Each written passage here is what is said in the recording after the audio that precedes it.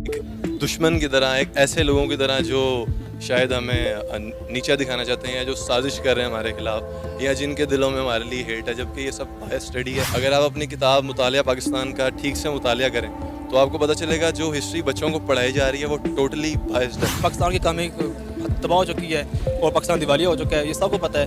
लेकिन हम अभी भी ये बात कर रहे हैं कि इंडिया हमारा दुश्मन है, हमने उनको पछाड़ा था, एक दफ़ा पछाड़ दिया, मगर 2 दफ़ों से शिकस्त दिखाई है हमने। बेसिकली हमारे अंदर जो हौसला और हमें एक जो जज्बा हमारे अंदर आता है वो उसके अगेंस्ट आता है, उसके ख़िलाफ़ आता है कि तखरीबी किस्म का हमारे अंदर ये ख्याल आता है कि इंडिया हमारा दुश्मन है, हमारे अगेंस्ट है। तो इस किस्म का इंडिया का नाम सुनते ही हमारे मुताल्लिक हमारे ज़हन में इस तरह का ख्याल आता है। लेट से आप बात करें भगत सिंह की, तो ही वाज द वन जो कि किसी रिलीजन में या किसी गॉड के लिए उसने ये सब नहीं किया, उसने ये सब आज़ादी के लिए किया। आज आपके बच्चों को नाम भी नहीं पता भगत सिंह का कौन है। इनफैक्ट जो इंडियन मुस्लिम्स थे, जो मतलब जिनको वो लोग प्रेस कर रहे हैं, आपकी किताबों में उनका जिक्र ही नहीं है। आप अपने हीरोज़ को ग्लोरीफाई कर रहे हैं, आप लोग अपनी किताबों में बता रहे हैं कि हमने इंडिया को मुंह तोड़ जवाब दिया। जब सुनते ही पहली चीज़ आपके माइंड में क्या आती है? Developing country. उनका जो आप ट्रैक रिकॉर्ड देखें तो वो पाकिस्तान के कंपैरिजन में बहुत तेज़ी से डेवलपमेंट कर रहे हैं। उनके बच्चे, उनका लिटरेसी रेट एक नेक्स्ट लेवल पे जा चुका है। उनकी इंडस्ट्री मूवीज़ से लेकर सॉन्ग इंडस्ट्री, मतलब they are doing very well. अगर मैं बात करूं अपने किताबों की, अपने निसाब की, तो उसमें हमें इंडिया के बारे में क्या पढ़ाया जाता है?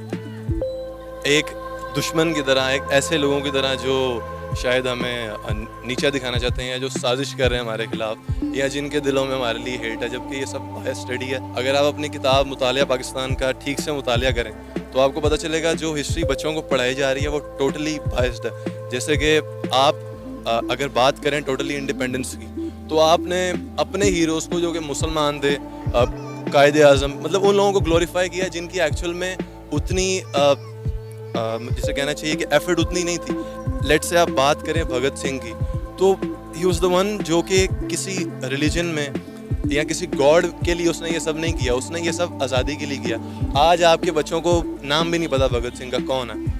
इनफैक्ट जो इंडियन मुस्लिम्स थे, जो मतलब जिनको वो लोग प्रेस कर रहे हैं, आपकी किताबों में उनका जिक्र ही नहीं है। आप अपने हीरोज़ को ग्लोरीफाई कर रहे हैं, आप लोग अपनी किताबों में बता रहे हैं कि हमने इंडिया को मुंह तोड़ जवाब दिया, जबकि दुनिया की तारीख में ये बात वाज़ेह है कि आप इंडिया के ख़िलाफ़ जितनी भी जंगें शुरू की आपने की, और फिर आपने यूएसए से आपने रब्ता किया कि हमें ये जंग रुकवाएं। इनफैक्ट मतलब आप कुछ भी नहीं है, लेकिन आपकी बातें अरूज पर हैं कि आप पता नहीं किस कमाल, किस कदर एक नेक्स्ट लेवल कंट्री है। जबकि आई थिंक ये सब चेंज होना चाहिए और बच्चों को रियलिज्म की तरफ लाना चाहिए, उनको वर्ल्ड वाइड नॉलेज देनी चाहिए, ना कि फिक्स करके उनको अपनी किताबों में से इस तरह का स्पेसिफिक नॉलेज देना चाहिए। क्या वजह है हम अपनी किताबों में, अपने निसाब में अपने बच्चों को ये झूठी बातें क्यों पढ़ा रहे हैं? जैसे आपने भी खुद अपने मुंह से बताया कि कितनी जंगें हमने शुरू की और कितनी जंगें हम हारे, उसके बावजूद भी हम अपनी किताबों में बताते हैं कि जी इंडिया ने हर जंग शुरू की और हम हर जंग जीते। वो इसलिए कि आप देखें कि हमारे ज़्यादातर लोग, उनको इंटरेस्ट नहीं है नॉलेज की तरफ जाने का। They don't like to search by themselves. उनको जो बताया जाता है उनके लिए वही सच है। तो आप अपनी स्टेट की बात करें, आपकी आर्मी आपको कंट्रोल करती है। आप लोग कहते हैं कि हम एक डेमोक्रेटिक स्टेट हैं, पर इनफैक्ट आप लोग दरअसल ग़ुलाम हैं, अपनी ज़हनी ग़ुलाम हैं आप लोग। आपकी फ़ौज आपके ऊपर रूल कर रही है, वो आपको कभी भी उन हक़ाइक़ को जानने नहीं देगी, जिससे आप ये रियलाइज़ करेंगे कि आप लोग दरअसल अपनी राय के भी मालिक नहीं हैं, आप लोग ग़ुलाम हैं। वो इसलिए क्योंकि इंडिया बात करता है आज के दौर में कि हम अपनी प्रोग्रेस कैसे कर सकते हैं, उसके लिए चाहे हमें यूएसए से हाथ मिलाना पड़े, कंट्री में आप लोग रिलीजन के नाम पे डिवाइड एंड रूल कर रहे हैं। इंडिया के खिलाफ आप ट्रेड बंद करते हैं, इंडिया को आप जो वो रिस्पेक्ट डिज़र्व करते हैं वो देते नहीं है। जबकि आप देखें तो हमारी हिस्ट्री साथ है सब कॉन्टिनेंट में, हम लोगों ने हज़ारों साल गुजारे हैं। इनफैक्ट हमारे बादशाहों ने उनके ऊपर रूल किया, उन्होंने उनको एक्सेप्ट किया। तो ये बात कभी भी दुरुस्त नहीं थी कि हम लोग एक साथ रह नहीं सकते थे। ये जो हमें सेपरेट किया गया, आई थिंक इसकी ज़रूरत नहीं थी। अब क्योंकि हम सेपरेट हो चुके हैं तो आप लोग अपने हीरोज़ को ग्लोरीफाई करते हैं ताकि आप इस आइडियोलॉजी को मेंटेन रख सकें। अच्छा, हमने ना कुछ इंडिया के स्टूडेंट से भी बात की, उन्होंने बताया, अपनी किताबें दिखाई, उन्होंने उन किताबों में दिखाया कि उन्हें पाकिस्तान के बारे में क्या पढ़ाया जाता है, क्या सिखाया जाता है। यकीन करें मुझे उनके सिलेबस में ऐसी कोई चीज़ नज़र नहीं आई जिस तरह हम अपने सिलेबस में इंडिया के ख़िलाफ़ अपने बच्चों को पढ़ाते हैं। उन्होंने, इंडिया के स्टूडेंट ने कहा कि हमारे पास पाकिस्तान के बारे में सोचने के लिए वक्त नहीं है, क्योंकि हमें सोचना है चाइना के बारे में, अमेरिका के बारे में, हमने उनके साथ उन्हें कम्पीट कैसे करना है। अब आप देखें कि वहाँ के फर्स्ट ईयर, सेकेंड ईयर या 8th क्लास के बच्चे की सोच आप देखें, कितनी डेवलपिंग सोच है उस बच्चे की। एग्जैक्टली ऐसे ही है। और ये आई थिंक मैम इसका सबसे बड़ा जो रोल है वो आपकी सेल्फ सीकिंग में है कि आप लोगों को अपनी ग्रोथ पे कितना आप लोग उसके लिए आपको कितना फैसिनेटिंग लगता है चीज़ों को जानना। जब आप अपनी ग्रोथ के लिए चीज़ों को एनालाइज करते हैं एक सच्चे तरीके से, तो आई थिंक आपको फिर फ़र्क नहीं पड़ता दूसरे स्टेट से। कि आपको ये आपके लिए मैटर ये करता है कि आप स्क्रैच से ऊपर कैसे आ सकते हैं। लेकिन यहाँ पर किसी को, मेरा ख्याल है ऊपर किसी को नहीं आना, सबको बस जो बातें चली आ, जो सिलसिला चले आ रहा है सुनी सुनाई बातों का, या जो आपके बड़े कर गए, जो बड़े आपके साथ कर रहे हैं, हम लोग बस उसी गुलामी में आई थिंक जी रहे हैं। आपने बात की मुतालिया पाकिस्तान की, कि क्या सच पढ़ाया जा रहा है, क्या झूठ पढ़ाया जा रहा है, तो कभी आपने अपने टीचर से ये सवाल नहीं किया कि मुझे तो हकीकत पता है, फिर आप ये मुझे क्या पढ़ा रही हैं?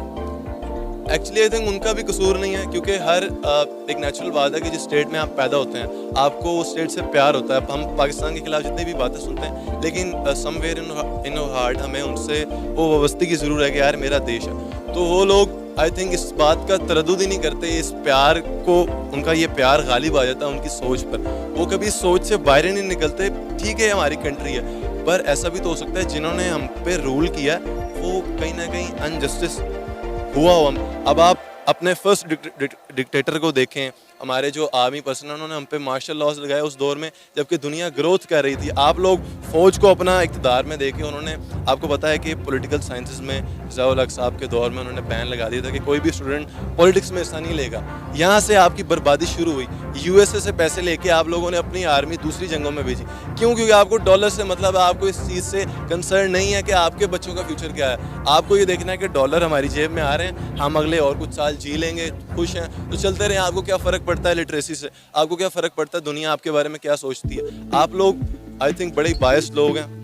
वैसे तो मैं भी इसका हिस्सा हूँ, मतलब पाकिस्तानी हूँ, पर आई थिंक ये शेमफुल है किसी भी सेंसिबल पर्सन के लिए। आपका नाम? उमैर अख्तर फारूकी। क्या करते हैं? मैं FA कर रहा हूँ, सेकंड ईयर पार्ट। अच्छा मुझे ये बताएं, इंडिया का नाम सुनते ही पहली चीज़ आपके माइंड में क्या आती है? इंडिया का नाम सुन के हमारे जहन में तो एक मुल्क आता है, एक नक्शा आता है, जारी बात है कि वो हमारा एक पड़ोसी मुल्क है। और दूसरा अगर हम सोचें एज ए नेशन तो हम सोचते हैं कि वो एक काफरों का मुल्क है और हमारा दुश्मन है एक, और इस्लाम के हमेशा अगेंस्ट बात करने वाला मुल्क है। अच्छा आप सेकंड ईयर के माशाल्लाह से स्टूडेंट हैं, तो मैं ये जानना चाहूँगी कि हमारी किताबों में, हमारे निसाब में इंडिया के बारे में आज तक आपको क्या पढ़ाया गया, क्या सिखाया गया? इंडिया के बारे में पहली बात हमें यही सिखाई गई कि हमारा दुश्मन मुल्क है, और उससे कहा जाता है कि उनसे पैसे की जब जंग हुई तो भारत आ गया, इधर लाहौर में आ गया, कसूर में आ गया, तो हमने उनको पछाड़ दिया। हालांकि बात वही है कि हमने उनको किस तरह पछाड़ा, और फिर उनसे 71 की बात आ जाती है कि हमें बांग्लादेश को क्यों 2 टुकड़े किया गया। 2 टुकड़े इस मत में किया गया कि ये सारी बात है कि आलमी ताकतें इसमें मुलव्वस थी। और एक साहब लिखते हैं कि मुझे अमेरिका से उकसाया गया कि अब पाकिस्तान के 2 टुकड़े करें। 16 दिसंबर हम इसलिए मनाते हैं। और दूसरा ये कि इसमें तनाज़ुर में देखें अगर इंडिया को, तो उन्होंने पाकिस्तान को 2 टुकड़े कर दिया, एक टूटा फूटा पाकिस्तान को छोड़ दिया। और आज पाकिस्तान का देख रहे हैं कि इकॉनमिक क्राइसिस क्या है, कैसे हैं पाकिस्तान के आज, और पाकिस्तान की क्या सूरत हाल है। और इंडिया हमसे बहुत आगे निकल चुका है, इसमें कोई शक नहीं है कि इंडिया अभी अपने अगले महीने अपनी गाड़ी लॉन्च कर रहा है जो बैटरी पे 850 किलोमीटर चलेगी। अगर हम ये बात करें कि इंडिया की गाड़ी, जनाब इंडिया अपनी गाड़ी लॉन्च कर रहा है और हम कहते हैं कि हमारी वाघा बॉर्डर पे आज भी टांगें इंडिया से ऊंची हैं, तो फिर हम किस बात पे कहते हैं कि हम एक नज़रियाती मुल्क हैं, और हम किस सोच से कहते हैं कि इंडिया हमसे पीछे है। हालांकि अगर आप साइंटिफिक तौर पे देखें तो इंडिया ने एप्पल का दुनिया का सबसे बड़ा स्टोर पहले खोल लिया अपने मुल्क में। 2 खुल गए हैं, एक भी नहीं, 2 स्टोर उनके मुल्क में खुल गए हैं, एक दिल्ली में, एक बॉम्बे में। हाँ 200 खुल गए हैं। अगर हम मज़ीद बात करें जनाब कि इंडिया ने क्या किया, और इंडिया ने अपनी मैन्युफैक्चर इतनी की, अपनी तकरीबन 95% चीज़ें अपने मुल्क की हैं। बाकी अगर देखें नमक पाकिस्तान इंडिया को फ्री सप्लाई कर रहे हैं। अब आप ये देखें कि हमें किताबों में इंडिया से दुश्मनी सिखाने में हम लोग लगे रहे, और इंडिया कहाँ से कहाँ पहुँच गया। जारी बात है कि इसमें एक बड़ा पॉजिटिव पॉइंट जाता है कि इंडिया ने और अपने बच्चों को ये नहीं सिखाया कि पाकिस्तान हमारा, ने सिखाया होगा एक हद तक सिखाया होगा, लेकिन उन्होंने साथ में ये भी सिखाया होगा कि आप अपने स्टडी पे तवज्जो करें, आप अपने साइंस के इल्म पे तवज्जो करें। उन्होंने अपने साइंस का इल्म हासिल किया और आज देखें वो कहाँ पहुँच गए दुनिया में। अभी वो अक़वाम मुत्तहिदा का रुकन बनने वाला है, तो अगर वो अक़वाम मुत्तहिदा का रुकन बन जाता है पाकिस्तान के लिए मुसीबत है ना उसमें। अब आप ये देखें कि मैंने कुछ दिन पहले